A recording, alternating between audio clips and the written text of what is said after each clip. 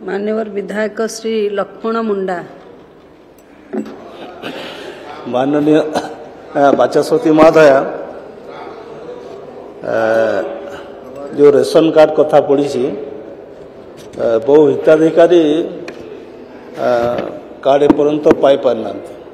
सरकार जेहेतु नुआ आसिले एबे जो माने पाई नांती से माने आशा करछंती रेशन कार्ड धारी हेबा पे, किंतु सरकार एबे रेशन कार्ड काटिया पे जाउछंती एवं हिताधिकारी मानकर ऊपर ए भालाणी पड़ी।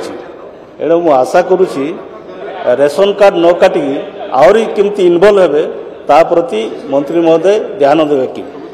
मान्यवर मंत्री। मान्यवर बाचस्पति महोदया, मान्यवर सदस्य जो कथा कहले आमे प्रकृत कार काटुना, काटिबार भी आमर कार उद्देश्य नाही। जदि अयोग्य हिताधिकारी रहिबे इनकम टैक्स पेमेंट करचंती, बहुत धनी लोक बीजेडी लोक को धराधरी करके पशि जाइछंती, सेटा कटिबो आगे, सेटा कटिबो, सेटा अयोग्य हिताधिकारी को काटिया प्रक्रिया चलीची। केते जदि अयोग्य लोक को कटा जाउची सेतरे गरीब लोक तो कटा जाउनी, गरीब लोक को आदौ काटिबो नाही।